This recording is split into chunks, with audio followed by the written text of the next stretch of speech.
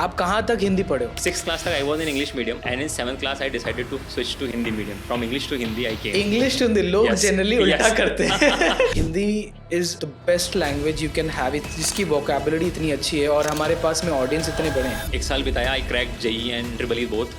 7080 JEE में and 5432 in 5432 AITREE, which is great rank है। जैसे चक दे इंडिया में अपने वो शॉट देखा होगा ना कि यू ऑल सेज कि we are from this is state where is saying कि वी आर फ्रॉम इंडिया। तो वो सब कुछ होता है जब आपके ऊपर कोई प्रेशर होगा ना, कोई बंदा आपका विलन होगा और villain will be pressurising you, तब आप सब एक साथ हो जाते हो। मतलब Facebook's first code is also written in PHP। देखो होता क्या है ना कि आपके ऊपर प्रेशर होगा तो आप काम कर लोगे थोड़ा फास्ट में, अगर आप रिलैक्स हो तो रिलैक्स ही रह जाओगे। तो मतलब वो है ना कि आराम हराम है। तो मैं जीरो नेगोशिएशन पे काम करता था कि ठीक है आप बता दो जितना देना है। मतलब 2010 वाज अ टाइम जब मैं बिल्कुल क्लियर था कि अब मेरे को घर से एक भी पैसा नहीं देना है। आपने स्टार्टअप एंटरप्रेन्योरशिप चुना rather than going for job। कि मैंने उस टाइम में लगभग 40 मॉड्यूल बनाए थे with in that AWS। SaaS based module था उस टाइम में कि बेसिकली हमारे पोर्टल्स पे रहेगा, you will be having a dedicated soft URL। Ministry of HRD है, वहाँ से कुछ सीड फंडिंग मिलती है वहाँ पे। मेरे को भी थोड़ा सा सीड फंडिंग मिली। I can share most of the links जो कि अभी करंटली ओपन है। सिंपल जो कैरियर पोर्टल है वहाँ से you can pick any job ID and just send me out. I can quickly refer. I think सबसे ज़्यादा हायरिंग जो होगी वो सॉफ्टवेयर इंजीनियर 2 या फिर सीनियर सॉफ्टवेयर इंजीनियर के लिए होती है। So software engineer 2 will range from आपका 4 to 8 years of experience in between, and जो सीनियर सॉफ्टवेयर इंजीनियर रोल है वो लगभग 6 से लेकर के 12 years ऑफ एक्सपीरियंस के बीच में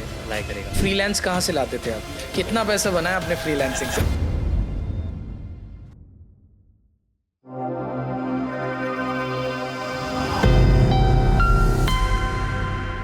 आज के हमारे गेस्ट हैं principal engineering manager of Microsoft. उनका नाम है रौनक धूत। उनकी काफ़ी इंटरेस्टिंग जर्नी रही है from being a Hindi medium guy from Rajasthan to becoming a principal engineering manager at Microsoft. हमने इस पॉडकास्ट में बहुत सारा डिस्कशन टेक स्पेस के बारे में, बैक एंड डेवलपमेंट के बारे में, इंजीनियरिंग के बारे में, हर तरह के स्किल्स और लैंग्वेजेस के बारे में जो टेक में आते हैं उसके बारे में किया। उन्होंने काफ़ी सारा ओपिनियन राय अपने दी है जो कि बहुत ही इंटरेस्टिंग था और बहुत लर्निंग बेस्ड था। उन्होंने अपने खुद के जर्नी में 2 स्टार्टअप फाउंड किया है और वो स्टार्टअप फेल भी हुआ है because he was ahead of his time, जिसके बारे में आपको डिटेल में पता चलेगा जब ये पॉडकास्ट आप देखोगे। इस पॉडकास्ट के थ्रू हमारा ये चाहत है कि आपको बहुत सारा लर्निंग मिले, कोडिंग का, डेवलपमेंट का, हर तरह के स्किल्स, लैंग्वेज का, माइंडसेट का, कि आपको डेवलपर अगर बनना है, अगर किसी भी तरह का इंजीनियर बनना है टेक स्पेस में, तो आपको क्या करना पड़ेगा, आप क्या लर्निंग रखो, आप कॉलेज में कैसे काम करो, राइट। इंटर्नशिप के बारे में उन्होंने काफ़ी डिस्कशन किया है। उन्होंने हमारे साथ में माइक्रोसॉफ्ट के जॉब्स भी शेयर की हैं जो कि मैं आपके साथ शेयर करने वाला हूँ। आपने जो भी जॉब्स अप्लाई करना है वो हमने रेफरल उनको देना है और वो उन जॉब्स को आपके लिए रेफ़र करेंगे इन माइक्रोसॉफ्ट। उन्होंने वो एंड में इस बारे में बात किया है हमने, तो मैं चाहूँगा कि आप उसको, इस पॉडकास्ट को एंड तक देखें और उस जॉब्स के बारे में जानें। इसके अलावा उन्होंने इमर्जिंग टेक्नोलॉजीज़ के बारे में बात किया है टेक इंडस्ट्री स्पेस में, जिसमें AI, मशीन लर्निंग, LLM, इन सभी के बारे में डिटेल अंडरस्टैंडिंग दी है। आपको कैसे वो लर्न करना चाहिए, वो कैसे जॉब रिप्लेस कर सकती है अगर आप अपने आप को उस लेवल पे प्रिपेयर नहीं करते हो। तो ये सारे डिस्कशंस हुए हैं। वेलकम रौनक सर, आपको यहाँ पे बुला के मुझे बहुत खुशी हो रही है क्योंकि मैं जानता हूँ आपकी जर्नी बहुत ही इंटरेस्टिंग रही है। Thank you for inviting me. And so हाँ, मेरी जर्नी में I think maybe I can start from my schooling period. I mean that is a period जहाँ पे people start converting themselves from a bit mature period. थोड़ा सा maturity आने लग जाती है उस पीरियड में लोगों के। करेक्ट। एंड उस पीरियड में I was like a bit more background. I'm from Rajasthan and थोड़ा I'm from a business family. So उस फेज़ में during 9-10 nobody was into the higher study. मेरे घर से कोई भी नहीं कर रहा था, तो obviously कोई गाइडेंस नहीं थी, कुछ नहीं था. And somehow during that phase I was also confused to go with commerce के साइंस लेना है, क्या करना है, अच्छा। मेरे हिसाब से क्या सही है. एंड फ्रेंकली क्योंकि फैमिली में मैक्सिमम सब कॉमर्स वाले थे, तो I thought of to go continue and commerce लिया मैंने. एंड इवन दैट आफ्टर मतलब जस्ट 15 दिन के लिए आई कंटिन्यू कॉमर्स पढ़ा है. एंड लेटर ऑन मेरे को रियलाइज़ हुआ कि शायद मेरे को फिट इन नहीं हो रहा. मतलब दीज आर द थिंग्स जो कि मेरे को वैसे बेसिक पता ही है. तो आप कॉमर्स में जाने वाले थे? मैंने कॉमर्स लिया, 15 दिन पढ़ा, ओह, कॉमर्स लिया मैंने आपने? ऑप्ट किया, मैंने 15 दिन पढ़ा एंड देन आई रियलाइज कि थोड़ा फिट इन नहीं हो रहा है अच्छा। And I want to try something else as well. कैसे आपको क्यों लगा फिट इन नहीं हो रहा? I think initial phase of commerce was very smooth, मतलब कि क्या है the basic balance sheets and all. Maybe हाँ, being in a business family में थोड़ा सा I was involve in a bit of things ठीक है। During that phase also, and basic accounting and banking day to day life में आई रही थी। अच्छा, सो मेरे को लगा कि शायद कुछ नया नहीं आ रहा है। आप कहाँ तक हिंदी पढ़े हो? 6th क्लास तक I was in English medium, ठीक है। And in 7th class I decided to switch to Hindi medium. From English to Hindi I came. English to Hindi लोग जनरली उल्टा करते हैं।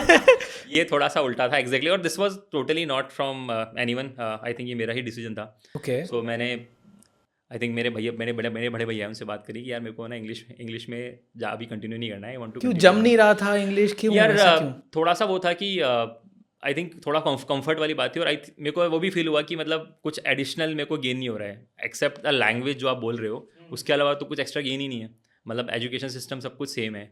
बट इंग्लिश तो जनरली लोग बोलते हैं ना एस्पिरेशनल हाँ, वो रहता है। एस्पिरेशनल है, और थोड़ा सा आई थिंक वो थोड़ा मेरे को फेक आउट वर्ड भी लगता है कभी कभी, कि मतलब people are doing it just to showcase themselves कि and they are more intellectual. Intellectual exactly. तो मेरे को वो समझ नहीं आ रहा था, एंड आई मतलब मेरे को बस वही था कि एक बार I should try it.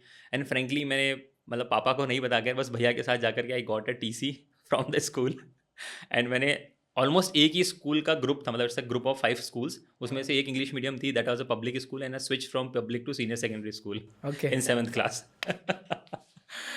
And वहाँ से फिर मैंने 12th तक पूरा हिंदी मीडियम से ही किया है, 7th to 12th पूरा। मुझे लगता है ना कि मतलब Hindi is the best language you can have, जिसकी वोकेबुलरी इतनी अच्छी है और हमारे पास में ऑडियंस इतने बड़े हैं। Being I think mother tongue Hindi और राजस्थानी वाज मदर टंग, तो मेरे को लगता है कि आपको एफर्ट नहीं मारना है। मतलब आपको जो बेसिक चीज़ें उसमें तो पढ़ने में बिल्कुल एफर्ट ही नहीं करना। आप एक बार पढ़ोगे तो आपको वो तो समझ में आ ही जाएगा। तो आप सीबीएसई बोर्ड से पढ़ रहे थे मैंने कि स्टेट बोर्ड से? 6th क्लास तक I was in CBSE board, ठीक है।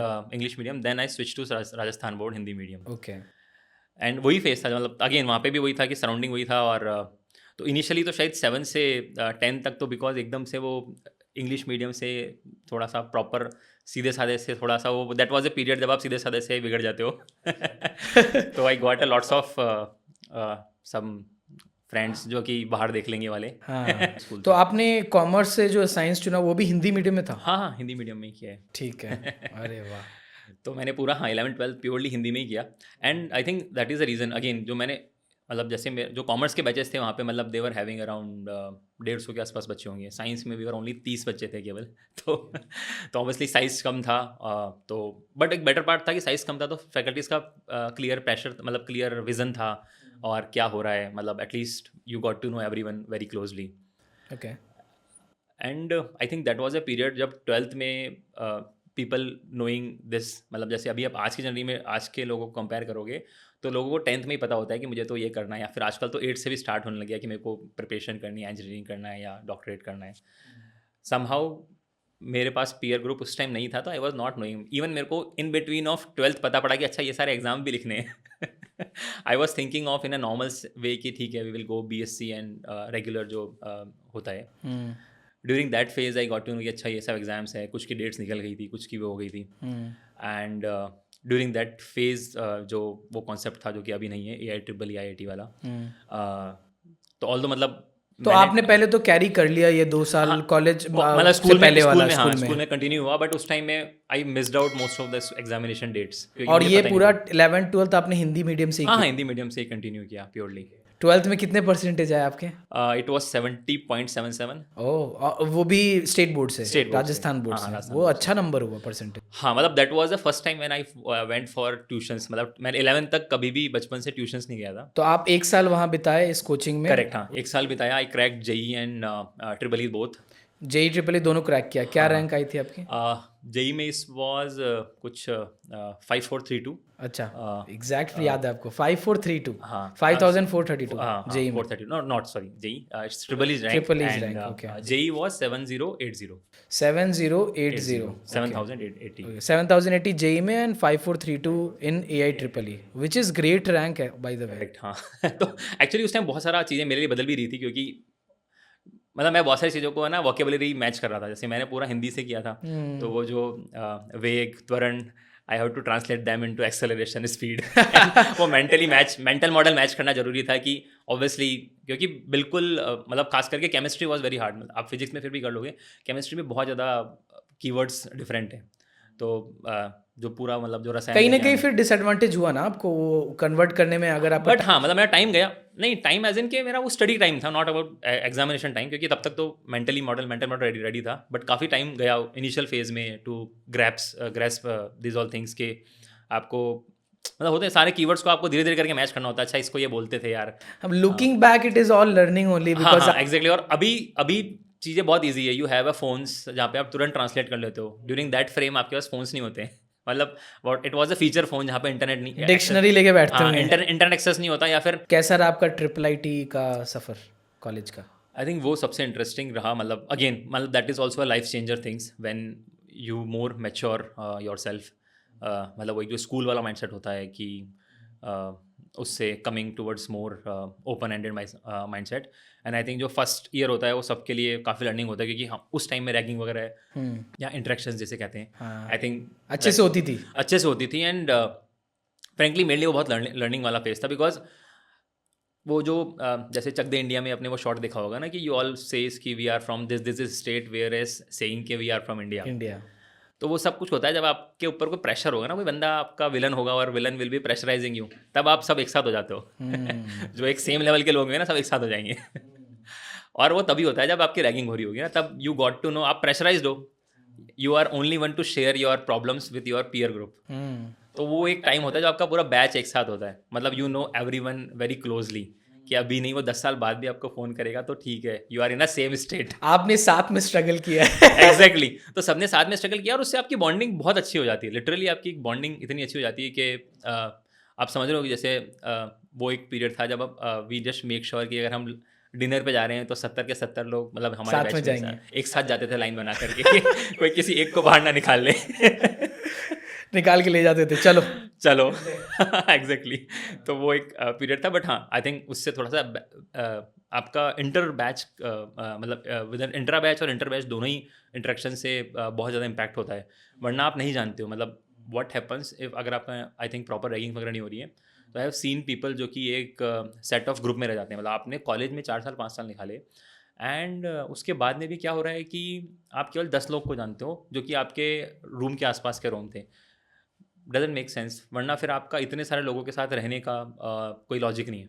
रिलेशनशिप नहीं बन पाती है, बॉन्डिंग नहीं हो Bonding नहीं पाती बन है, पाती है। सीनियर्स के साथ कैसे अप्रोच करना है। और हाँ एग्जैक्टली बहुत हेल्पफुल होता है उस पीरियड में if you are in a good communication with your at least +2 और +3 ईयर्स ऑफ सीनियर्स, बहुत हेल्पफुल होता है उस पीरियड में। उस फ्रेम में there was a new technology emerging called Drupal. So it was like content management system, जैसा कि वर्डप्रेस वगैरह चल रहे थे, सिमिलरली ध्रुपल एक और इन द क्यू था। WordPress, Drupal, Magento yes. तो आई थिंक ये पूरा ही मतलब दैट वाज ए पीरियड जब पीएचपी पे ज़्यादा काम हुआ करता था। अभी तो ऑब्वियसली इंडस्ट्री में कम है, बट वो एक फेज था जब PHP was on its prime. मतलब Facebook's first code is also written in PHP, पूरा सेट अभी भी उनका मेजर कोर कोड पीएचपी में now they are migrating somewhere, but majority of things मतलब that was a kick for me के internship मतलब आप अपनी छुट्टियों को वेस्ट मत करो। मतलब चाहे से 1 महीने का मिल रहा है 15 दिन का मिल रहा है, but at least you will got to know a totally new product. तो ये टेक स्टूडेंट्स के लिए काफ़ी अच्छा लर्निंग है कि अपने हर एक गैप को आप इंटर्नशिप हाँ में अगर आपके convert पास कर 20 दिन का है तो 20 दिन का काम पकड़ो। एक आप 20 दिन की जगह 30 दिन का काम पकड़ लो। यू देखो होता क्या है ना कि आपके ऊपर प्रेशर होगा तो आप काम कर लोगे थोड़ा फास्ट में। अगर आप रिलैक्स हो तो रिलैक्स ही रह जाओगे। तो मतलब वो है ना कि आराम हराम है। तो वो वाला पार्ट है ही कि मतलब ऑब्वियसली आपको लगेगा कि 20 दिन है मैं क्या ही करूँगा, मैं ऐसे ही निकाल दूंगा। तो इंजॉय कर लूंगा, कॉलेज है, हाँ right? बैलेंस, हाँ मतलब मूवी आई थिंक देखूंगा हाँ वो बैठ के। वेस्ट नहीं होना चाहिए। मतलब मेरे को लगता है कि और मेरा हमेशा से ही वही माइंडसेट रहा है। तो basically even after the next year अगर मेरे को I tried for again some internships, unfortunately मुझे उस टाइम को इंटर्नशिप नहीं मिली। तो व्हाट आई डिड कि आई केम बैक होम और उन दिनों में एक वो इंस्टीट्यूट चलते थे जो ये कुछ टेक्नोलॉजीज पढ़ाते थे, एपटेक करके इंस्टीट्यूट था जो कंप्यूटर नॉलेज एपटेक का, हाँ करेक्ट। तो मैंने उनके साथ कोलैबोरेट किया कि यार I will work for you on 30-70 basis and जितना भी आपका CPP का है सब मैं लूँगा sessions. So I kind of did a collaborations with them and वो फ्रेम था मेरे को थोड़ा सा ये जो animations and all I learn from college itself, photoshop animations. So I started teaching there क्योंकि उनके पास वो कोर्सेज नहीं थे। तो मैंने कहा कि ठीक है यार I have expertise on Photoshop and Adobe Flash करके एक टूल आता था for animations and all. So मैंने बोला कि I give the animation classes and all. और again the balance would be 70 yours 30 yours, but at least मैंने तीन महीने का कोर्स चलाया वहाँ पे पूरा, क्योंकि मैंने पूरा समर्स वहाँ से अर्न किया। और ऐसे ही फिर चलता गया, मतलब बेसिकली ऑन एन एवरेज वो जो एक जर्नी ऑफ फ्रीलांसिंग है, या फिर मैं कह लो कि आदत हो गई कि अभी आपको कॉलेज में फ्री नहीं बैठे रहना, शाम का टाइम है तो at least you should have some work on your table, क्योंकि आप रात को कॉलेज ख़त्म होने के बाद में 4-5 बजे बाद में जो भी आपको एक रेगुलर वर्क यू वांट, तो शायद वो आदत सी पड़ गई थी मेरी उस टाइम में ये कि बहुत ही अलग आदत आपको पड़ी, क्योंकि जनरली कॉलेज में लोग क्या होता है 3-4 बजे के बाद अब वो अपना एंजॉयमेंट दोस्तों के साथ और काउंटर स्ट्राइक खेल रहे हैं, एग्जैक्टली। कुछ कुछ और कर रहे हैं, मूवी बैठ के देख रहे हैं, करेक्ट मतलब ये करेक्ट। बहुत ज़्यादा प्रोडक्टिव आदत आपको लग गई। हाँ, शायद पता नहीं, मतलब I am not sure, but it could be due to some connections and all, क्योंकि अगेन मतलब आई थिंक कुछ जगह हैं जहाँ पे मेरे को सीनियर्स ने पुश किया and they made me connected with multiple peoples, and कुछ एलुमनीज से भी मुझे उस टाइम में बहुत सारे प्रोजेक्ट्स मिलने लग गए थे। अच्छा। बहुत ज़्यादा पैसा नहीं मिलता था, मतलब मैं आपको जैसे पूरा प्रोजेक्ट खत्म करने के शायद 5,000 रुपये मिलेंगे, but that was a value for me. मैं तो उस टाइम पे 5,000 की 5,000 भी रुपये वैल्यू मतलब, थी। हाँ एग्जैक्टली, पूरे जीरो प्रोजेक्ट के से तो बेटर ही था। हाँ, मैं कुछ नहीं कर रहा था, और मेरे को तो मेरा तो ये था कि मेरे को फ्री नहीं बैठे रहना है और लर्निंग तो मिल रही है, तो आप मैं सीख उसमें, रहे हो। हाँ, तो मैं जीरो नेगोशिएशन पे काम करता था कि ठीक है, आप बता दो जितना देना है and whatever you will be giving, it is good to me. Freelance कहाँ से लाते थे आप? किसी वेबसाइट से ढूंढते थे या इट्स ऑल रेफरेंस के through? Network, all network. All network से आ रहा था आपको, क्योंकि आप कर रहे थे तो लोगों को हाँ, मतलब काफ़ी रेफरेंस मिल नेटवर्क रहा से आ रहा था, मतलब मोस्टली जो जैसे एलुमनीज थे जो पास आउट हो गए थे, तो देवर अप्रोचिंग इट आउट कि मेरे को ये कराना है, and lots of tools I build a company called Picker. So मेरे एलुमनीज ने पिकर करके एक कंपनी बनाई थी। I mean again that was a time जब बहुत ज़्यादा फोन्स वगैरह अवेलेबल थे, but they come up with the concept कि they were putting a devices into events and all. वो पिकर करके ऑटोमेटिकली फ्रेम आ जाएगा, you can click capture your photos and वो ऑटोमेटिकली आपके फेसबुक वगैरह पे पोस्ट हो जाएगी with some advertisement of frame, वो मतलब फेसबुक का जमाना भी था, वो कोको स्टार्ट कोला हुआ था। कोको कोला का फ्रेम लगा। So we started from Orkut and फिर हाँ। I think I took कितना पैसा बनाया आपने फ्रीलांसिंग से उस समय कॉलेज के टाइम में? इट यार मैटर्स। कॉलेज में मतलब अब उस टाइम में ना मैं उसी पॉइंट पे आ रहा था कि मतलब उस टाइम में फिर मेरे को थर्ड ईयर में एक पॉइंट क्लियर हो गया था कि अभी इट इज़ अ टाइम जब से मुझे पैसे नहीं लेने घर से, मतलब 2010 वाज अ टाइम जब मैं बिल्कुल क्लियर था कि अब मेरे को घर से एक भी पैसा नहीं लेना है। तीसरे साल में, थर्ड ईयर में? थर्ड ईयर के एंड में आई ठीक है। वॉज प्रीटी क्लियर कि अब मेरे को घर से कुछ भी पैसा नहीं लेना है, चाहे से वो पॉकेट मनी हो, चाहे से वो मेरी एजुकेशन की जो भी सेमेस्टर फीस है, हॉस्टल फीस है, मैथ्स फीस है। सो मैंने वो स्ट्रिक्टली डिसीजन ले लिया था उस वाले समर्स में कि ये वाला जो अपकमिंग जुलाई अगस्त है उसमें I will fill up my own fees and all. So मेरा टारगेट उस टाइम ये वो था कि मेरे को मेरा फीस जितना इकट्ठा करना है और वो हमेशा कंटिन्यू रहा। तो मतलब अब एक इंटरनली प्रेशर बनता रहा कि अगले 6 महीने तक इतना तो कमाना है कि अगले में 6 महीने की फीस भरनी है, कुछ और हो ना हो ये प्राइड की बात भी हो जाती है कि हाँ मैंने खुद अब से एक बार मैंने किया। मना कर दिया ना पापा को कि अब मेरे को अब ठीक है, मतलब अगेन वही था कि पापा टोल्ड कि ठीक है फीस, मैंने कहा अभी हो गया मेरे पास इकट्ठे, मैं भर दूंगा, अगली बार बताता हूँ और वो हमेशा अगली बार होता रहा कितना फिर फीस कितना होता था? आई थिंक वो फीस बहुत कम थी ड्यू टू गवर्नमेंट कॉलेज, मतलब नेशनल इंस्टीट्यूट्स की उस पीरियड में हमारा एक सेमेस्टर की फ़ीस थी I think 26,000 fees plus hostel और मैथ्स का कुछ 13,500 लगता था, बट 40 के आसपास होता होगा। हाँ exactly, but I 40 for a semester triple IT Gwalior. Triple I T वाले करेक्ट, हाँ वो फीस थी, मतलब 2.5 लाख में हमारा पूरा 5 साल का कोर्स हो गया था। तो अब मैं 50,000 के आसपास होगी, सब कुछ और एक्स्ट्रा खर्च मिला के। हाँ तो लगभग यही तो मतलब आप समझो कि आप उस टाइम पे 6 महीने में 40-50 हज़ार 50,000 रुपये, हाँ मतलब मेरा वो टारगेट ही था कि मेरे को 50,000 बनाने हैं। उस समय 50,000 बहुत होते थे 2000। हाँ 2010 का पीरियड है, 10 अगस्त में आई जस्ट मेक श्योर कि मैं अपना फीस तो खुद से भरूंगा। तो क्योंकि अगेन मैं फर्स्ट ईयर से कुछ करा था तो कुछ चीज़ें पैसा कलेक्ट हो ही रहा था। करेक्ट। बट वो एक स्ट्रॉन्ग फीलिंग आ जाती है ना कि अब बिल्कुल कुछ भी हो जाए नहीं लेना है तो वो फिर थोड़ा सा माइंड सेट भी हो जाता है कि ठीक है अब, और एक हैबिट सी हो गई थी कि ठीक है रोज़ शाम को शेड्यूल, एक प्रॉपर प्रैक्टिस थी कि आपका जो रेगुलर चल रहा है, उसके बाद में तो इवनिंग आवर्स में तो उसी टाइम पे मेरे ख्याल से आपने डिसेंट सॉल्यूशन भी स्टार्ट किया कॉलेज में। हाँ डिसेंट सॉल्यूशन मैंने रजिस्टर किया इन द स्टार्टिंग ऑफ 2011 के लगभग मार्च अप्रैल में I registered it out. So ये जो टूल बनाया था मैंने student online registration and all, I thought of to make it large, क्योंकि जब मैंने उसको एक्चुअली डिप्लॉय होते हुए देखा और it was a good hit in college, people were using it and admin side से, फैकल्टी साइड से पीपल वर कंफर्टेबल, उनकी बहुत सारे चीज़ें सॉर्ट हो गई जो कि बड़ा प्रॉब्लम था इंटरनल ड्यूरिंग दैट टाइम। तो आपने डिसेंट सॉल्यूशन पे टाइम दिया 4th ईयर में ज़्यादा। हाँ, आई थिंक 5th ईयर से the final year is something जहाँ पे मैं बिल्कुल dedicatedly started on decent solutions. Developer versus engineer, आप उसके बारे में बताइए। डेवलपर वर्सेस इंजीनियर क्या डिफरेंट हाँ, माइंडसेट है? एग्जैक्टली, तो ये बहुत बड़ा डिफरेंस है।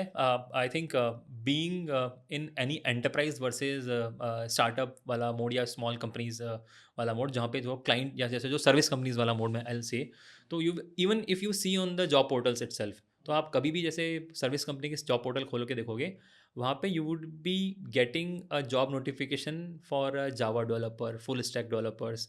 आई थिंक वो डेवलपर माइंडसेट से हायर करते हैं कि I am hiring a developer, जो कि आएगा कुछ इंस्ट्रक्शन पे डेवलप कर देगा, कुछ इंस्ट्रक्शंस रेडी होंगे and he will perform and language define है, जावा हाँ, में कि बस करना हाँ है। इसमें करना है, और पीपल विल अप्लाई कि अच्छा मेरे को तो जावा आती है, मैं इस पर अप्लाई कर सकता हूँ क्योंकि ये मेरे लिए ईजी होगा, मेरा कंफर्ट है एंड मैं I can crack, I mean kick it और grow internally very fast during this. और वो शायद कंपनी का भी माइंडसेट है क्योंकि उनको फास्ट मूव करना है, कुछ क्लाइंट्स की रिक्वायरमेंट है, मेरे को उनका टेक स्टैक वही है, तो मेरे उसके को आगे सोच ही हाँ, नहीं रहे सोच हैं। नहीं रहे कि मेरे पास इतना टाइम नहीं है कि मैं किसी को आगे पढ़ाऊँ और फिर करेगा, मैं तो केवल जावा वाला ही हायर करूँगा। That is totally fine with them, but वो डिफरेंस है कि वो डेवलपर हायर कर रहे हैं वर्सेज एन इंजीनियर हायर कर रहे हैं। वेयर एज कुछ और कंपनीज होगी जो कि हमेशा they would be hiring for an engineer roles, so वहाँ पे they are not hiring a developer, they are open endedly hiring an engineer, जहाँ पे इट डजेंट मैटर कि आप किस लैंग्वेज में कोड कर रहे हो। जैसे इवन योर इंटरव्यू फेज भी, आप जब इंजीनियरिंग रोल के लिए अप्लाई करते हो, जैसे कि आप सॉफ्टवेयर इंजीनियर के अप्लाई कर रहे हो वर्सेज डेवलपमेंट के लिए, डेवलपर के लिए अप्लाई कर रहे हो, तो जब आप डेवलपर के लिए अप्लाई करोगे that would be a language specific role, कि आपको जावा में ही कोड करके दिखाना है कि आपको जावा आती है कि नहीं आती है, and they will ask you some specific questions कि अच्छा स्प्रिंग बूट फ्रेमवर्क है, ये आता है क्या, स्प्रिंग बूट में ये कैसे करेंगे क्या।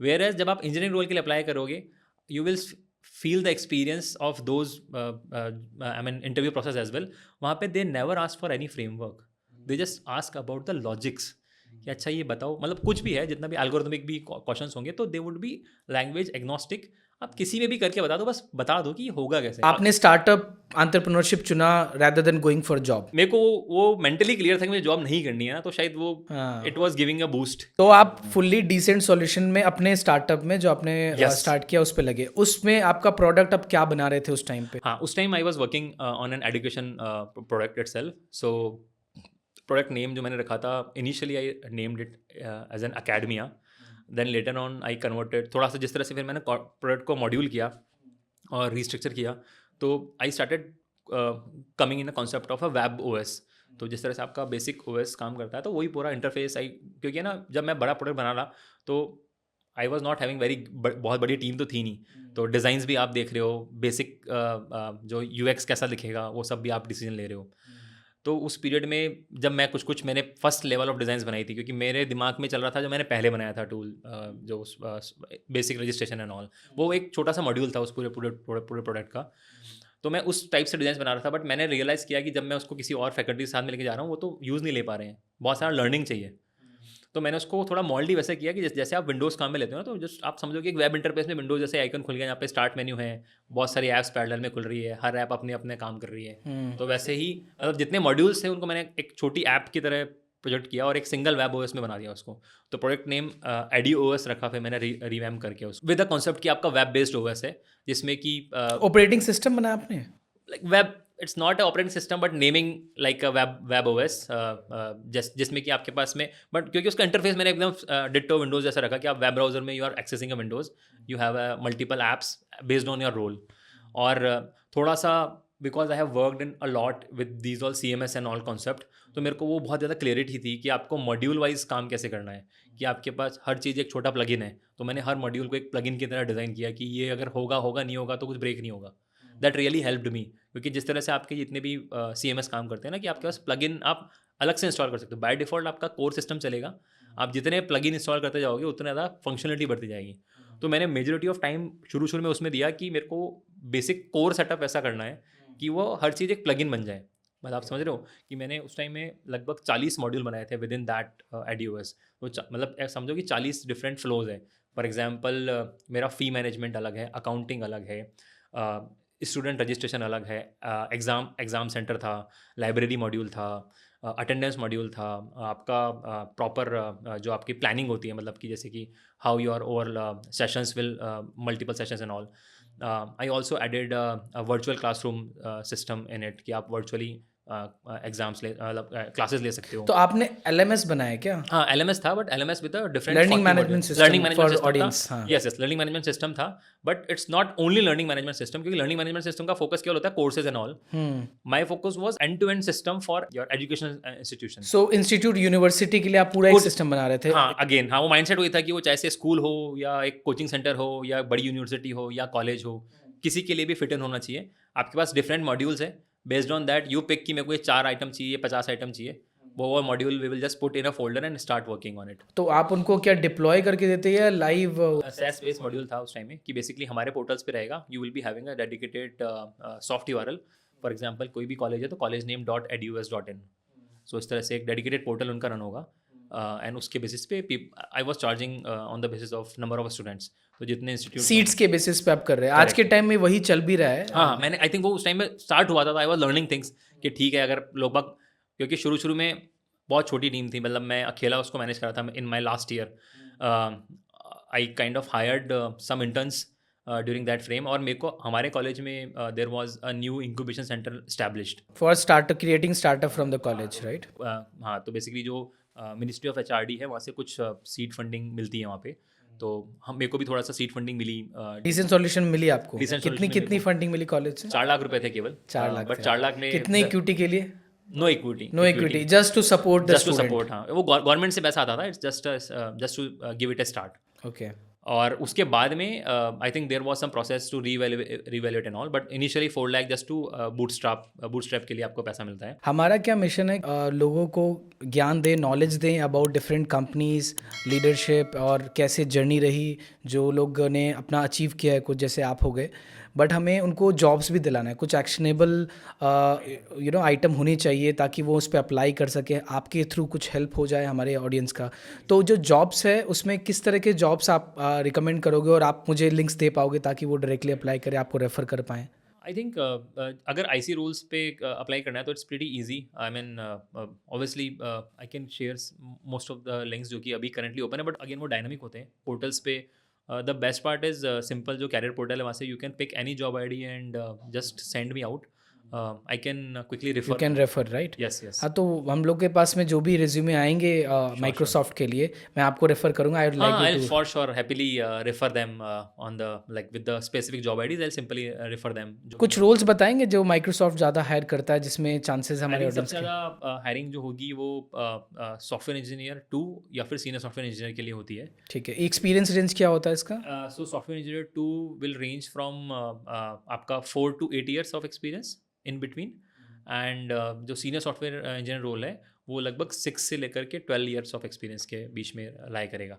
अबाउट दैट थोड़ा सा नीश हो जाता है, जैसे कि प्रिंसिपल के लिए हायरिंग होती है for sure, but then they will be looking for 15+ years of experience, मतलब 12 से ऊपर वाला जो एक्सपीरियंस होगा ना, जहाँ पे एंड थोड़ा सा प्रिंसिपल जैसे अगेन आई थिंक वो थोड़ा सा बहुत ज़्यादा नीश होने लग जाएंगे, कि मतलब इट्स मोर अबाउट कि प्रिंसिपल इंजीनियर के लिए बहुत ज़्यादा चीज़ें ऐसी हैं जो कि आप you should be lots of driver of multiple things, और थोड़ा सा ओनरशिप और सेंस ऑफ ओनरशिप होनी चाहिए। इट्स नॉट थोड़ा people skill, stake holder management ही आना चाहिए, right? Apart from coding and. हाँ, एग्जैक्टली। मतलब आप ये एक्सपेक्ट नहीं करोगे कि मैं अगर मैं इंजीनियरिंग मैनेजर नहीं हूँ, मैं इंडिविजुअल कंट्रीब्यूटर रोल पे हूँ तो मुझे ये सब नहीं करना, बट एज अ प्रिंसिपल आपको थोड़ा थोड़ा ये सब की स्किल्स होनी चाहिए। आपके अंदर लीडरशिप तब तक आ जाना चाहिए ताकि हाँ, आप, क्योंकि आपने ऑलमोस्ट 10 साल 12 साल निकाले हैं कंपनी में, तो एटलीस्ट यू नो कि पीपल से कैसे बात करनी है, कब क्या बोलना है, कब क्या नहीं बोलना है, कैसे बोलना है। Quality of the person has to be there Yes, for a correct. Brand like Microsoft. Exactly, क्योंकि आपको मल्टीपल टीम्स के साथ में कोलैबोरेट करना पड़ेगा, और अल्टीमेटली एज अ अगर कोई भी टीम प्रिंसिपल हायर कर रही है तो they are hiring with a large problem set, जहाँ पे उनको पता नहीं कि क्या करना है।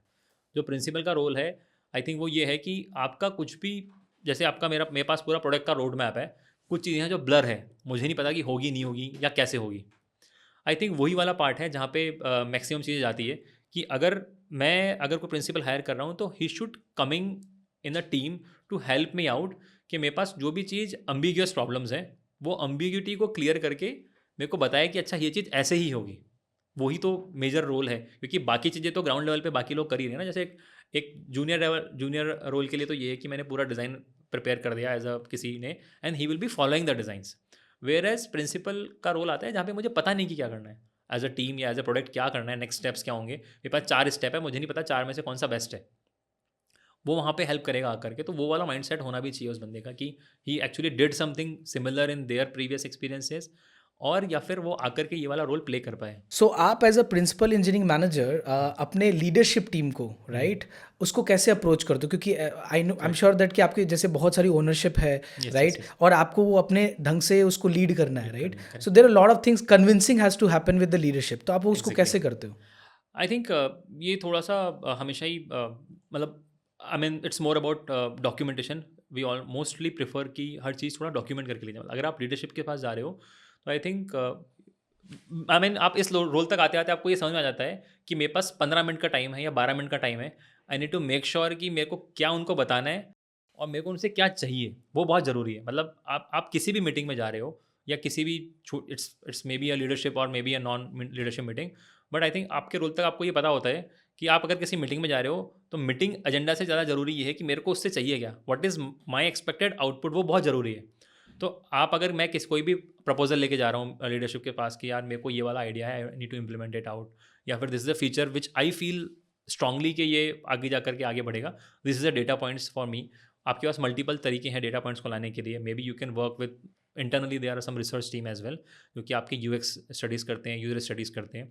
उनसे भी you can help out and make some data कि exactly is it worth it to make this feature. Also there are some feedback channels, तो जितने भी प्रोडक्ट्स हैं उन सब प्रोडक्ट्स में फीडबैक चैनल्स हैं, तो you can request a feature ask.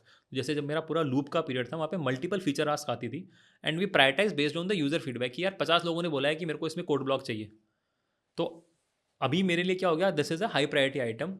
तो अभी I need to make sure कि मैं लीडरशिप को पेश करूँ कि आप जो भी नेक्स्ट सेमेस्टर की प्लानिंग कर रहे हो, ये फीचर मेरे लिए सबसे टॉप प्रायोरिटी है और मेरी टीम मेक श्योर करेगी कि अगले सेमेस्टर में हम ये पूरा स्टेबल करके दें आपको। तो अभी पॉइंट वो है कि along with your data points you need to make sure कि मेरे को इस पे एग्रीमेंट लेके आना है। मतलब ओवरऑल आप मैं चाहे आधा घंटा लगाऊँ या 15 मिनट लगाऊँ, पर मेरे को आउटपुट ये चाहिए, वो मेरे को बहुत क्लियर होना चाहिए कि मेरे को अफर्मेटिव या नेगेटिव जो भी है या फिर वेट जो, मतलब overall it should be very clear statement at the end of meeting. मैं फिर से नेक्स्ट मीटिंग के लिए ना छोड़ दूँ चीज़ों को कि अभी मैंने थोड़ा बता दिया है, अगली मीटिंग में थोड़ा और बताऊंगा, वो वाला सीन नहीं होना चाहिए। बी स्पेसिफिक कि मेरे को एग्जैक्टली ये चीज़ चाहिए and this is a time, मतलब current data points, that's why we are putting it up, या फिर हम इसको आगे पिच कर रहे हैं, इसलिए हमें फॉर श्योर ये करना ही करना है। Okay, going to next thing which I wanted to ask from you, freelancing. I'm sure और आपने बहुत freelancing किया भी है with your corporate, with the company आपने रन किया उसमें भी किया है जैसा आपने शेयर भी किया। तो freelancing आपको क्या लगता है, मतलब टेक में काफ़ी ज़्यादा अब इवॉल्व हो गया है, प्लस डिजिटल नोमैड का कॉन्सेप्ट आया है, you can work from anywhere, do freelancing, earn and you can live your life right. So आपका क्या थिंकिंग है इसमें, क्या आप हमारे जो लोग हमें सुन रहे हैं उनको फ्रीलांसिंग अगर वो टेक स्पेस में है तो आप क्या सजेशंस देना चाहेंगे? आई थिंक हाँ, मतलब freelancing is a really good option. Like the reason behind the good, मतलब freelancing is that, so one part which I loved or learned from freelancing is you got a variety of work. So basically, because if you are doing freelancing, so there is a possibility of getting multiple domains of work, and another part is you got to learn multiple products in parallel. So basically, for example, if someone is doing freelance, so maybe he is working for 3 different products in parallel. So those, he is not associated with a company, but he is working with 3 different teams technically. तो तीनों teams कैसे काम करती है, behave करती है, you will quickly learn and also learn the business of that product. So it's a good learning phase, and I think it's totally depend कि what is like sometimes it's can people compare it कि मेरे को stability नहीं होगी, क्योंकि freelance में कभी stability आना बहुत मुश्किल है। मतलब आप 100% श्योर नहीं हो सकते हो कि मेरे को नेक्स्ट 6 मंथ तक काम कब रहेगा। प्रोजेक्ट मिलेगा, हाँ, कितने का प्रोजेक्ट मिलेगा, आपको एग्जैक्टली नहीं वो पता वो है। हाँ, वो थोड़ा सा डाइसी रहता है फ्रीलांस में। But again if you are bachelor and you don't have any responsibilities जहाँ पे आपको एक स्टेबल सोर्स ऑफ इनकम चाहिए, I think freelance is a really good option, क्योंकि वहाँ पे फिर you can balance out your work life. क्योंकि आप अगर स्टेबल किसी कंपनी के साथ में हो तो थोड़ा सा आपको उस अकॉर्डिंगली चलना पड़ता है, वेर एज फ्रीलांस में you manage your time and you commit your clients. So आप अपने हिसाब से एक अपने लेवल पे मैनेज कर सकते हो, it's totally communication directly with the customer, whereas going with different channels. तो एक तो अगर आप किसी कंपनी के साथ जा रहे हो तो वो किसी चैनल के थ्रू होके जाएगा एंड यूज़र या एंड क्लाइंट तक, वेर एज फ्रीलांस में यू आर मैनेजिंग डायरेक्टली, तो it's pretty easy to communicate and make them understand कि ये यहाँ पे ऊपर हो रहा है, नीचे हो रहा है, कैसे जा रहा है। तो फॉर अ बैचलर्स जिनको बहुत स्टेबल इनकम नहीं चाहिए, it's a really good option. And ऐसा नहीं है कि आप फ्रीलांस से कभी जॉब में नहीं आ सकते हो, if you are actually good at really your work. Working properly, then it's pretty easy, मतलब if you are managing things in a proper way, वो थोड़ा सा वो है कि आपको मैनेजमेंट बेटर करना चाहिए वाइल फ्रीलांसिंग के, having regular syncups, proper planning, do the planning the way you do in the any company, तो दैट मेक्स सेंस, एंड तब ऑब्वियसली आप फ्रीलांस कर सकते हो. Coming towards next point is one second, मैं उस चीज़ पे आपको रोकना चाहूँगा. जैसे आपका 12 इयर्स ऑफ एक्सपीरियंस है, आप फ्रीलांस आपने बहुत किया है, तो आप क्या बताओगे कि फ्रीलांस, जैसे आपने बैचलर्स बोला, आप बैचलर नहीं हो, लेकिन फ्रेशर्स को फ्रीलांस ज़्यादा करना चाहिए या एक्सपीरियंस प्रोफेशनल्स लाइक यू, किसके लिए ईजी है? आई थिंक फ्रेशर्स को ज़्यादा करना चाहिए, क्योंकि एक्सपीरियंस प्रोफेशनल में फिर एक वो रोल होएगा कि मतलब जैसे मैंने बोला कि 8 to 10 years बाद you might be switching towards more leadership roles, तो वहाँ पे यू कांट डू फ्रीलांसिंग, क्योंकि you are more into the leadership role. Now you have to think about product और अ सिंगल प्रोडक्ट, एक आपका vision change होता मोर रहता है, रिस्पॉन्सिबिलिटी फॉर रेस्पॉन्सिबिलिटी द. आती रहती है, क्योंकि आपको केवल अभी एक एज ए इंडिविजुअल नहीं देखना, आपको 7 या 10 लोगों की टीम है आपकी, आपको सबका देखना है कि सब पैरेलली ग्रो हो रहे हैं कि नहीं हो रहे. वेयर एज फ्रीलांस में इससे individual contributor role kind of, so आपको इंडिविजुअली समझना है कि यार ये प्रोडक्ट है, I can fill up this, and मैं ये कुछ कुछ चीज़ें हैं जिनसे करके आपको मूव करा सकता हूँ. तो जहाँ पे जो जूनियर रोल्स है, मतलब बिलो 5 year वाले रोल्स है, वहाँ पे obviously you can do freelance very easily, and बहुत ईजी हो भी जाता है फ्रीलांस करना. And if you again it's a kind of a network, अगर आप कहीं पे भी कंटिन्यूस सही से डिलीवर करोगे, you will for sure get a next recommendation from them. अगर आप ऑब्वियसली प्रॉपरली मैनेज नहीं कर रहे हो, कोई बंदा फ्रस्ट्रेट होकर आपके छोड़ के जा रहा है, तो यू डोंट थिंक कि मैं फ्रीलांस में सही हूँ, फिट हूँ. अगर if you are getting a next recommendation from your existing client, then you are at a right shoe, मतलब आप you can continue your freelance. And this happened to me, मतलब मेरे को बहुत सारे जितने भी रेफरल्स मिले. रेफरल्स मिले, वो मैंने I never applied on these multiple portals, like मेरे एक भी फ्रीलांस कस्टमर जो थे वो इन पोर्टल से नहीं थे. लाइक They all- freelance.com और ये सब जो भी है. guru.com, freelance.com, I know multiple portals, but I don't have accounts on that. मतलब मैंने कभी भी सब उनसे रेफरल से ही आया सब आपको. कनेक्शन से ही आ रहे थे. एआई और एमएल सॉफ्टवेयर डेवलपमेंट में इंटीग्रेशन कैसे हो रहा है, इसका क्या इम्पैक्ट है इंडस्ट्री में? आई थिंक बहुत इंटरेस्टिंग है. एंड जो अभी मैं देख रहा हूँ, अभी जितना भी ए आई या का इंटीग्रेशंस है, they all into productivity boosting. तो अभी जो ओवरऑल माइंडसेट चल रहा है, जितने भी एग्जिस्टिंग प्रोडक्ट है उसमें ए आई को अटैच करने का, एंड समहाउ जो भी आपके एल मॉडल्स हैं उनको अटैच करने का, ओवरऑल प्रोडक्ट साइड से माइंडसेट अभी ये है कि how we can save some time from your customer. For example से, जैसे कुछ कंपनी जहाँ पे लॉन्ग ईमेल ट्रेल्स चलती है, तो देर आर कॉन्सेप्ट कि आप ईमेल को समराइज़ कर लो, या फिर राइटिंग क्विक ईमेल्स. सो बहुत सारी चीज़ें, या फिर आप एक नया वर्ड डॉक्यूमेंट बना रहे हो, तो you can simply get a skeleton from a paragraph. आप एक पैराग्राफ यू नो कि मैं किस लिए बना रहा हूँ, you just put a paragraph, उसके बेसिस पे आपका पूरा स्केलेटन रेडी होगा. तो मोस्ट ऑफ द अभी करंट में जितना भी ए आई एम एल आ रहा है, इट्स मोर अबाउट आपकी एग्जिस्टिंग प्रोडक्टिविटी को कैसे बढ़ाया जाए. तो आप जो भी कर रहे हो regularly, again saving your time is that is the only thing which A I can do for you now, कि आपका जितना आपका मैनुअल एफर्ट है उसको रिड्यूस करेगा. एंड उसी माइंडसेट से सारा काम हो रहा है कि आपके जितने भी ए आई मॉडल्स है या एम एल मॉडल है, इवन नॉट इन दिस से डेवलपमेंट इंडस्ट्री, कहीं और भी जितने भी ए आई मॉडल्स लग रहे हैं, वो सारे के सारे मॉडल्स भी उसी एंगल से बन रहे हैं कि किसी भी अगर मेरे पास for example may be there could even you are looking into multiple things like say speed deductions हैं, मल्टीपल इस तरह के मॉडल्स भी आ रहे हैं, जहाँ पे पार्किंग लॉट्स हैं, जहाँ पे भी एआई मॉडल्स डिप्लॉय हो रहे हैं. They are also putting in a way कि जितना भी ह्यूमन वर्क है उसको रिड्यूस करना है. तो ह्यूमन वर्क से मतलब वो है कि वहाँ पे एक्यूरेसी ज़्यादा बेटर लानी है. आपको एक मे बी एक लेवल ऑफ रिव्यूअर चाहिए, बट पॉइंट इज़ दैट कि मेरा टाइम बच रहा है. एज अ ह्यूमन जो मैं टाइम लगा रहा था, उसको मैं टाइम को कैसे ऑप्टिमाइज़ करके कम कर लूँ, और मैं बाकी चीज़ें जहाँ पे मेरे को और चीज़ें एक्सपैंड करनी है वहाँ पे टाइम निकाल पाऊँ. तो आई थिंक वो ये कि आपका थोड़ा टाइम वहाँ से बचा करके expand your limits to and put your mind somewhere else. Low code और नो कोड एक्चुअली प्लेटफॉर्म्स कैसे इम्पैक्ट कर रहे हैं इंडस्ट्री को? क्या आपको लगता है कि ये ट्रेडिशनल कोडिंग को रिप्लेस कर देंगे? आई थिंक जैसे जैसे मॉडल्स इवॉल्व होंगे, यस ट्रेडिशनल कोडिंग रिप्लेस होगी, क्योंकि जैसे मैं अभी भी बताऊँ तो like the way I started learning from a very basic of HTML structures and all, people don't know, I mean the new fresh जो graduates है, they directly jump on some of the frameworks itself, and धीरे धीरे frameworks को replace कर रहे हैं no code वाले modules. तो फॉर एग्जांपल और ये अभी से नहीं हो रहा है, मतलब it's being happening since last 15 to 20 years in industry. जब से जितना ये CMS वाला कॉन्सेप्ट आने लगा था, वर्डप्रेस एंड ऑल, क्योंकि that is I think the first seeds into low code या नो कोड वाला कॉन्सेप्ट में, वेयर धीरे धीरे आपका वेबसाइट बिल्डअप पूरा रिप्लेस हो गया. अभी if you see nobody is building a website from writing the code. कुछ सेक्टर्स में तो बंद ही हो गया, शॉपिफाई ने पूरा रिप्लेस कर दिया. Exactly. तो 100% जैसे आपका जितना भी लो, जैसे सिंगुलर ई कॉमर्स है, शॉपिफाई है, मजेंटो है, they replaced everything. People don't even prefer to do that. Similar to that बाकी की भी इंडस्ट्रीज है जहाँ पे कुछ ना कुछ प्रोडक्ट्स आ ही रहे हैं. तो आई थिंक धीरे धीरे ये वाला चीज़ें ख़त्म हो जाएगी. मतलब ऑब्वियसली आई मीन अब लोगों को वो समझ में आ गया है कि I should not reinvent the things. जो चीज़ें पहले बनी हुई है, I think use from there and expand from there, कि जितना बन चुका है वहाँ तक तो मैं एज इट इज़ यूज़ में ले लेता हूँ. उसके आगे जो मेरा business scenario I will override और रैप इट आउट. तो यस, अभी नहीं, बट शायद कुछ 4 से 5 साल, जैसे कि पूरा वेबसाइट डेवलपमेंट खत्म हो गया है, धीरे धीरे प्रोडक्ट डेवलपमेंट भी स्लो डाउन होगा और people will be using low code और नो कोड वाले मॉडल्स. कुछ मॉडल्स हैं जो कि काम नहीं भी करे थे, जैसे कि मोबाइल डेवलपमेंट में बहुत सारे मॉडल्स आए थे बीच में, जो कि आपको ड्रैग एंड ड्रॉप करके मोबाइल के एंटिटीज़ बना देंगे, बट शायद वो सही से काम नहीं कर पा रहे थे, क्योंकि बिजनेस लॉजिक्स कॉम्प्लेक्स होते जाते हैं. आपका बेसिक स्ट्रक्चर स्केलेटन बनाना बहुत ईजी है, कि आपका जो बेसिक ओवरव्यू है वो बन जाएगा, बट एक्चुअली में वो कंट्रोल्स कैसे पीछे कनेक्ट करेंगे, that makes your code dirty. अगर आप इस तरह के कोई भी टूल्स को यूज़ में लेते हो ना, आपका टूल्स दिखने में तो ऐसा होगा, बट कोड मैनेजमेंट बड़ा मुश्किल होगा.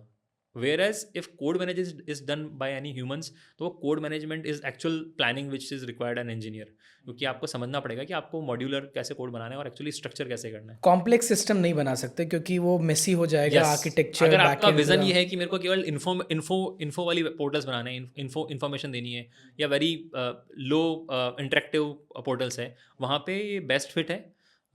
बट वेयर एज जहाँ पे मेरे को कॉम्प्लेक्स डिसीजन मेकिंग प्रोडक्ट बनाने हैं, जहाँ पे कि things would be dynamic and more optimized code चाहिए, वहाँ पे क्योंकि ये any of the low code और नो कोड वाला मॉड्यूल जो है वो ऑप्टिमाइज नहीं होगा. That can not be that faster. जैसे आपका वेबसाइट जो आपने नॉर्मल वर्डप्रेस से बनाई है वर्सेस रेगुलर वेबसाइट है, या ड्रूपल भी बनाई है, या कोई भी दूसरे प्लेटफॉर्म्स के थ्रू जनरेट करी, जो जनरेटेड कोड है वो ऑप्टिमाइज नहीं होगा, क्योंकि वो उस पैटर्न से नहीं बना है. मतलब उसका, क्योंकि वो जनरिक कोड था, उसको आप आपके मोड में यूज़ में ले रहे हो, तो उसका डेटाबेस उतना कॉम्प्लेक्स होगा इंटरनली कि मल्टीपल टेबल से रीड करके लेके आएगा, तो आपका लोडिंग थोड़ी स्लो होगी, क्योंकि वो बाय डिफ़ॉल्ट डायनामिक बना है. वेयर एज आप अगर अपने बिजनेस सिनेरियो के हिसाब से बनाओगे तो वो बहुत स्पेसिफिक चीज़ें होगी, स्ट्रक्चर्ड होगी as per your business, and वो फास्ट होगी. तो आई थिंक वो थोड़ा सा वो है कि आपको हाई परफॉर्मेंट चाहिए, वेयर एज आपको इन्फो पोर्टल्स चाहिए. अगर इन्फो पोर्टल्स है, it's recommended to go with no code वाला scenarios. Whereas if you have a real business scenario जो कि मेरे को जीरो से बनाना है, I think for that you should not go with that. I feel low code no code में ना आप स्केल का प्रॉब्लम आएगा. Yes. क्योंकि जब आप कॉम्प्लेक्स होने जाएगा तो बहुत मेसी हो जाएगा, और आप वो स्केल नहीं, और फिर वो अलग हेडेक है आपको अगर ट्रांसफॉर्म करना होगा. अगर आपकी कंपनी बिजनेस चल गया और आपको उसके बाद अगर उसको ट्रांसफॉर्म करना पड़े तो it's a different headache all together. तो हाँ, वही प्रॉब्लम जो मैं वही है कि आप जब तक आपको पता है कि बहुत बड़ा स्केल नहीं है, मेरे को एक बहुत छोटे लेवल पे चीज़ों को बनाना है. MVP कर सकते हो, मतलब आप टेस्टिंग के टाइम पे, या फिर आप टेस्ट कर सकते हो ना कि मेरा कोई भी प्रोडक्ट आइडिया है वो हिट होगा कि नहीं होगा. जैसे अगर मेरे for example I am just want to start a small e commerce, it's good to go with Magento. आप 4 से 5 दिन में रेडी होंगे, या शॉपिफाई के साथ स्टार्ट करो, आप 4 से 5 दिन में रेडी होंगे. Once your product is hit, आपका जो एक्चुअल आप प्रोडक्ट आपका अगर सेल हो गया, आपका वो वर्क कर रहा है, प्रोडक्ट मार्केट फिट है, then it's in background you can planning to make it actual product जो कि बनना चाहिए था. ओके. आजकल साइबर सिक्योरिटी के थ्रेट्स बहुत आते हैं, मतलब किसी भी वेबसाइट पे, राइट? तो सॉफ्टवेयर डेवलपमेंट में साइबर सिक्योरिटी का इंटीग्रेशन के लिए क्या डेवलपमेंट टीम सोचती है, क्या उसको इंटीग्रेट करती है? करेक्ट.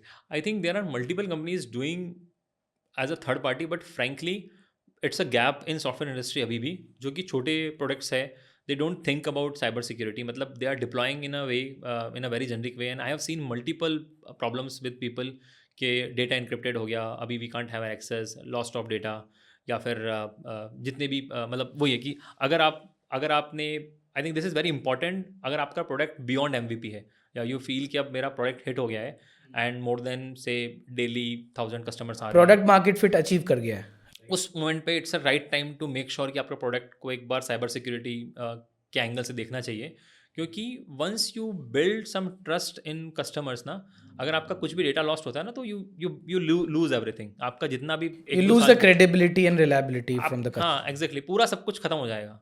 तो आई थिंक ये बहुत ज़्यादा ज़रूरी है कि this the moment you feel कि नहीं अभी आई वांट टू स्केल, जो आपका वो 1 to 100 वाला जो डिसीजन मेकिंग टाइम है ना, कि आई जस्ट मेड 1 to 10, अभी 10 to 100 जाना है, तो वो मोमेंट है। तो आपको उस दिन से आपको आई थिंक सिक्योरिटी वाले किसी ना किसी कंपनी को या किसी एक्सपर्ट के साथ काम करना चाहिए। थर्ड पार्टी के साथ ही काम कर लो if you do not have want to create your yes own I team. Think यहाँ पे थर्ड पार्टी ही बेटर फिट होती है, क्योंकि आपको ये ऑलवेज नहीं चाहिए। It's a one time audit, maybe in every 6 month you do these kind of audits to your product, कि जो भी नया बना है उसको वेरीफाई करा लो एटलीस्ट, ताकि मेरा डेटा रिस्क पे ना हो। क्लाउड कंप्यूटिंग और एज कंप्यूटिंग में आपको कैसे ट्रांसफॉर्म कर रहा है किसी सॉफ्टवेयर आर्किटेक्चर को, उसके क्या बेनिफिट्स हैं? आई think cloud computing is really changing everything, और अगेन लास्ट 10 years में सब कुछ चेंज हो गया है। मतलब now none of the company is having their own servers. जो पहले कॉन्सेप्ट था कि ऑफिस में कहीं साइड में सर्वर पड़े होंगे, वो वाला तो कॉन्सेप्ट ऑलमोस्ट डेप्रिकेट ही हो गया है। एंड बहुत सारे क्लाउड प्लेटफॉर्म्स आ गए हैं, तो हाई कंपटीशन है, तो you got a good prices now. तो एक जो ओवरहेड था वो ख़त्म हो गया है, कि आपको एक डेडिकेटेड इंटरनेट चाहिए, डेडिकेटेड नेटवर्क चाहिए, या फिर बहुत सारे हैं कि आपको इलेक्ट्रिसिटी बैकअप चाहिए ऑलवेज। तो I think cloud is doing really great there, क्योंकि आपका स्केलिंग वेरी इजी हो जाता है।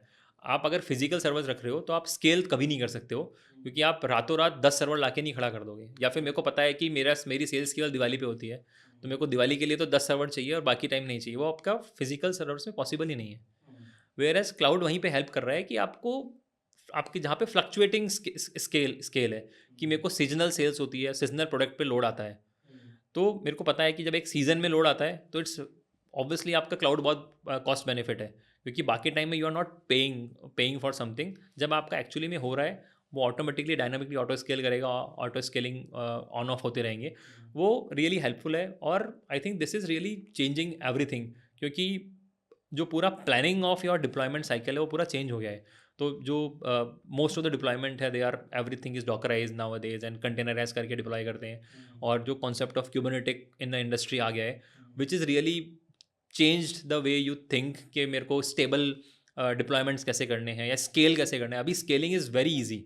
अभी से पहले स्केलिंग जो हम सोचते थे कि हम हॉरिजेंटल स्केलिंग की बात करें तो बहुत मुश्किल था, क्योंकि you have to think in dynamically नए सर्वर्स कैसे ऐड होंगे, जबकि अभी चीज़ें बदल चुकी है। और पहले केवल होता था कि वर्टिकल स्केल होता था, कि अभी मेरे पास 8 GB है, मैं इसको 16 GB कर देता हूँ, मेरा लोड चल जाएगा। वेरएज अभी 8 GB वाला ही सर्वर लोगे, बट दूसरा सर्वर ले लोगे, ताकि चीज़ें बैलेंस आउट होकर 2 जगह चल जाए, और जब नहीं चाहिए तो बंद भी हो जाए, तो आपका पैसा भी बच जाएगा। कॉस्ट और एफिशिएंसी दोनों बढ़ा रहा है। दोनों बढ़ा दिए। कॉस्ट भी आपका इम्प्रूव कर दिया है कि आपको उतना पे नहीं करना पड़ेगा। You can as per the demand you can utilize it. Correct. And cloud वाला तो पार्ट ये है कि you should start using cloud from time of your college itself. मतलब आप कॉलेज से ही जितने भी डिप्लॉयमेंट्स कर रहे हो, you should start doing in your cloud computing platforms, क्योंकि maximum platforms are giving you 1 year offer, 1 year free. Platform Azure है, AWS है, ये सब कुछ फ्री ऑफर करते हैं एक गूगल साल के क्लाउड लिए। है। सबको इवन ऑरेकल वाला everyone is offering at least first 1 year free for you. Okay. तो it's better to start learning and doing a hands on. मतलब 1 year is enough time to learn. ये क्या किसी अकाउंट पे देते हैं या एनी फिर अकाउंट, तो मतलब पीपल कैन डू मल्टीपल अगर टेस्ट कर रहे हैं तो नहीं? yes, people do it, no worries. I mean, people do it, like create multiple accounts and maybe annually they change their emails and do it, but it's a good thing to learn. मतलब उसमें बहुत high and आपको devices नहीं मिलेगी, but आपका learning purpose solve हो जाएगा। आपका लर्निंग पर्पस सॉल्व हो जाएगा, मतलब क्योंकि कंपनी के लिए भी कॉस्ट है, बट उनका वो है कि until you don't know how to use it, you can't directly jump. तो that's why they are giving it. But मेरे को लगता है कि कॉलेज से ही you should start using any one cloud services, ताकि आप कभी भी दूसरे सर्विस, जैसे if you are continuously using Azure, तो at least it's very easy, you can just map up the way हमने बोला कि लैंग्वेज एग्नोस्टिक होना चाहिए। तो आई थिंक यहाँ पे भी क्लाउड एग्नोस्टिक वाला कॉन्सेप्ट आई गया है अभी, कि you should be cloud agnostic, कि आपको एक कंसेप्ट पता होना चाहिए क्लाउड पर डिप्लॉय कैसे होता है, बाकी सब तो फिर सबके नाम अलग है। ऐसा होता भी है सारे इंजीनियर रोल्स में। आजकल हम देख रहे हैं कि वो AWS या एज्योर वो मांग ही रहे हैं कि आपको इसके अलावा ये आना चाहिए, राइट? ये मस्ट हैव है। अभी ये मस्ट हैव है कि आपको एटलीस्ट एक क्लाउड का 100% कॉन्फिडेंस होना चाहिए, कि इसमें अगर 50 सर्विसेज ऑफर हो रही है उस क्लाउड प्लेटफॉर्म पे, तो एटलीस्ट यू नो कि वो सर्विसेज करती है। उनको एक दूसरे की तरह ऑप्टिमाइज वे में कैसे यूज़ में लेना है, कहाँ पे मेरी बिलिंग फास्ट होगी, बिलिंग को समझना पड़ेगा आपको कि किसकी प्राइसिंग ज़्यादा है, किसकी प्राइसिंग कम है, what is the best fit as per your current requirement. वो कैलकुलेशंस आप तभी कर पाओगे जब आप एक्चुअली में उसको कभी ना कभी काम में ले पा रहे हो, वरना वो सब गैस वर्क होगा और ultimately you will and up into burning more versus having a physical servers. DevOps और CI/CD आपके सॉफ्टवेयर डेवलपमेंट लाइफ साइकिल को कैसे इम्प्रूव करते हैं? अलॉट एक्चुअली जो पूरा कॉन्सेप्ट है जो मतलब डिप्लॉयमेंट या फिर फास्ट मूविंग इंडस्ट्रीज़ है, वहाँ पे ये बहुत ज़्यादा हेल्पफुल हो रहा है अभी तो ऑब्वियसली, और almost everyone is switching towards that, क्योंकि जो continuous integration and continuous deployment process है, तो उसने क्या कर दिया कि आपका हर चीज़ फास्ट कर दी है। मतलब you can move to next version, come back to previous version, very easy it is now. Roll back बहुत ईजी हो गए, आपका पूरा पूरा वर्जन प्लस माइनस हो सकता है। कभी कि कुछ गलती हो गई तो at least you quickly roll back, ताकि मिनिमम इम्पैक्ट हो यूजर्स को। एंड डेवलपमेंट फास्ट हो गया। रीज़न क्या है कि जो पहले होता ना कि हमें एज एक बंदे को डेडिकेटेडली ये काम करना होता है कि उसका रिलीज़ की रिस्पॉन्सिबिलिटी है, वो खत्म हो गई रिस्पॉन्सिबिलिटी, क्योंकि अब सब कुछ ऑटोमेटेड है। आप आपका कोड जैसे ही आप रिव्यू हो गया, मर्ज करोगे, ऑटोमेटिक चीज़ें चलेगी, एक रिंग पे जाएगी, उस रिंग से ऊपर जाएगी, उस रिंग से ऑटोमेटिक चीज़ें, तो काफ़ी ज़्यादा चीज़ें स्ट्रीमलाइन एंड सिस्टमेटिक हो गई है। और प्लस सिस्टमेटिक हो गई है तो गलतियाँ जल्दी पकड़ में आ जाती है। जैसे आपके लोअर रिंग पे ही गलती पकड़ में आ जाएगी अनटिल ये किसी कस्टमर को एक्सपोज हो। तो आपने आपका क्योंकि स्ट्रक्चर्ड वे ऑफ डिप्लॉयमेंट हो गया है, आपको बहुत ज़्यादा अपना टाइम उसमें नहीं डालना। आपका मेजर फोकस बिजनेस लॉजिक्स पे है। जो एक बार ये प्रोसेस सेट कर दिया कि मेरा कोड यहाँ से यहाँ जाएगा, यहाँ से यहाँ जाएगा, वो स्टैंडर्ड बन गया वन टाइम एफर्ट के बाद में। अब पूरा का पूरा प्रोसेस स्टैंडर्ड बन गया है, तो आपका जो मेजोरिटी ऑफ टाइम है केवल बिजनेस में जा रहा है। और ये चीज़ें आपको हेल्पफुल क्यों हो रही है? क्योंकि एक तो आपका टाइम बच रहा है, इंजीनियर का जो रेगुलर थॉट है कि या फिर मेरे को डिप्लॉयमेंट करने हैं कुछ, क्योंकि आप मैनुअली करोगे तो आप गलतियाँ कर दोगे, आप कभी टाइपिंग में वर्जन नंबर गलत लिख दोगे, जहाँ जो भी मैनुअल प्रॉब्लम्स है वो खत्म हो गई ना, आप कुछ मैनुअली गलती करने की चांस ही खत्म हो गई। और प्लस आप इसमें मल्टीपल सॉफ्टवेयर्स अटैच करके आप रिस्क पकड़ सकते हो कि मेरे को कुछ सिक्योरिटी ब्रीच है तो मैं उस पाइपलाइन में पकड़ लूँगा कि यार मेरा I run a SonarQube to run a security breach, या I run some specific tool to run the code coverage कितना है। तो बहुत सारी चीज़ें से यहाँ पे हेल्प हो जा रही है। एंड अलॉन्ग विद दैट जो मैंने बोला कि रोल बैक करना बहुत ईजी है, कि मैंने कुछ गलती कर दी, मैंने नया वर्जन रिलीज़ कर दिया, बट आई इमीडिएटली नो कि प्रोडक्शन पे जाते 2-5% कस्टमर इम्पैक्ट है, I quickly go to the previous version. Well, it was fantastic time with you. बहुत सारा नॉलेज यहाँ शेयर हुआ है। आई एम श्योर हमारे व्यूअर्स को बहुत पसंद आएगा, क्योंकि जो भी एस्पिरेंट्स हैं या जो ऑलरेडी इस इंडस्ट्री में वर्क कर रहे हैं टेक स्पेस में, they can relate to all these things. आपका जर्नी बहुत स्पेशल रहा है, from Hindi medium, Rajasthan board, to doing lot of to and fro in the Hindi, English और commerce background to tech background, and उसके बाद आपने even company में भी जॉब करना है, एंटरप्रेन्योरशिप करना है, दोनों में ट्राई आउट किया। You failed an something, you have succeeded on something, and at least you have come back stronger. So बहुत सारी लर्निंग्स है, मेरे खुद के लिए भी बहुत लर्निंग मिली, मुझे हमारे व्यूअर्स के लिए भी काफ़ी लर्निंग है जिससे वो इंस्पायर हो सकते हैं। और स्पेशली हमने जब टेक स्पेस की बात की, माइक्रोसॉफ्ट के जॉब्स की बात की, या फिर हमने ओवरऑल इंजीनियरिंग माइंडसेट की बात की, ये सब बहुत ज़्यादा हेल्प करने वाला है हमारी टीम को। हमारे टीम ने जो सुना है, हमारे व्यूअर्स जो सुनेंगे, उन सभी को, कि हम किस तरह से अपना planning, and it is okay to make mistakes, it is okay to choose two things and decide later कि कौन सा वर्क कर रहा है। और वो काइंड ऑफ यहाँ पे इंस्पिरेशन मुझे मिला है आपसे। I think we all are human, तो मिस्टेक तो करना नॉर्मल है। Correct. Until you make mistake you don't learn, या फिर learn from someone else mistake. Thank you Raunak sir, thank you for meeting, Really thank you for enjoying. This. Thank you. Yes.